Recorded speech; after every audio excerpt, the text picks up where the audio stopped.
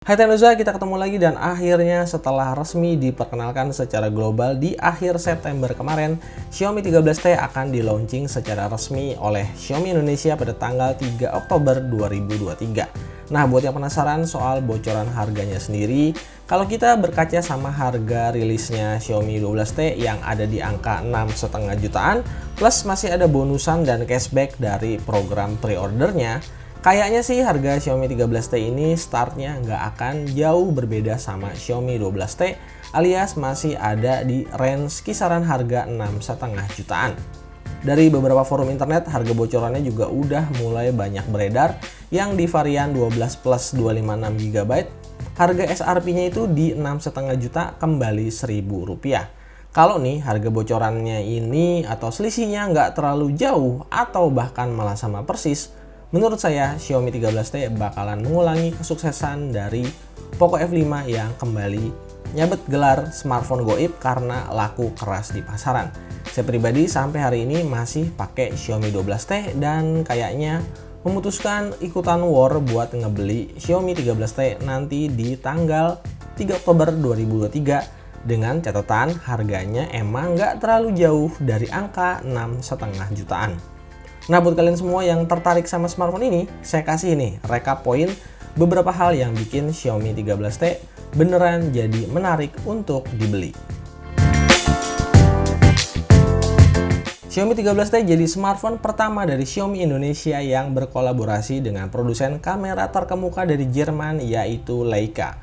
Pertama, karena Xiaomi Indonesia nggak ngebawa lini Xiaomi 13 dan 13 Pro, dan lebih milih ngebawa Xiaomi 13T yang harga pasarnya jauh lebih terjangkau dan cocok banget untuk market Indonesia.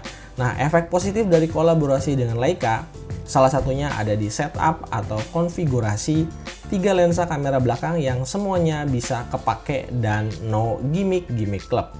Mulai dari lensa utama 50MP yang pakai sensor Sony IMX707 dan punya OIS. Lanjut ada kamera tele 2 kali optical zoom dengan resolusi 50MP, plus terakhir ada lensa ultrawide dengan resolusi 12MP. Selain ada sentuhan Leica di bagian fotografi, bagian videografinya juga bisa dibilang ada level up. Sekarang ketiga lensa kamera belakangnya bisa rekam video sampai di resolusi maksimal 4K 30fps. Udah gitu ketika lagi proses ngerekam video, sekarang kita tuh bisa berpindah-pindah lensa kamera belakang secara langsung tanpa harus dimatiin dulu. Jadi bisa kayak video recordingnya Samsung Galaxy S series. Walaupun sayang untuk kamera depannya kayaknya nggak kena efek dari kolaborasi dengan Leica. Dan ini tuh justru malah downgrade ya, karena cuma bisa rekam video di Full HD 30fps aja. Padahal Xiaomi 12T bisa di Full HD 60fps. Kalau sebelumnya HP-HP dari Xiaomi tuh kurang greget soal software update, nah di Xiaomi 13T ini mereka akhirnya bisa ngikutin tren positifnya Samsung karena ngasih janji 4 kali OS update dan juga 5 tahun security patch. So buat kalian yang kalau beli HP-nya tuh dipakai lebih dari 3 tahun, selain Samsung, sekarang Xiaomi 13T bisa jadi alternatif yang menarik karena disupport sampai nanti di Android 17. Di bagian desain back cover, Xiaomi 13T juga mendapatkan upgrade dari Xiaomi 12T. Soalnya framenya sekarang pakai bahan aluminium. Bagian backdoornya masih pakai bahan kaca, tapi khusus yang varian warna biru, dia pakai bahan ala-ala vegan leather. Dari sisi dimensi, Xiaomi 13T juga sedikit lebih ringan daripada Xiaomi 12T karena beratnya nggak sampai 200 gram. Salah satu poin upgrade di Xiaomi 13T yang saya yakin banget bikin heboh, apalagi kalau bukan proteksi IP68 rating. Sayang nih buat urusan charger, Xiaomi 13T ini kena efisiensi.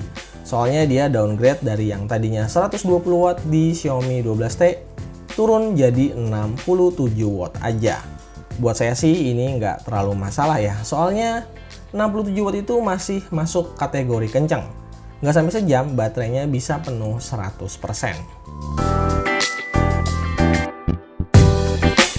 Dimensi dan resolusi layarnya Xiaomi 13T masih sama kayak di Xiaomi 12T. Tapi ada sisi upgrade di bagian brightness peak yang sekarang bisa up to 2600 nits. Ditambah refresh rate layarnya sekarang jadi 144 Hz, lengkap dengan fitur Dolby Vision yang bikin pengalaman menikmati konten atau multimedia jadi makin mantap. Terakhir di sektor performance, Xiaomi masih menggunakan chipset penerus dari Xiaomi 12T yaitu MediaTek Dimensity 8200 Ultra yang di-custom khusus untuk digunakan di Xiaomi 13T.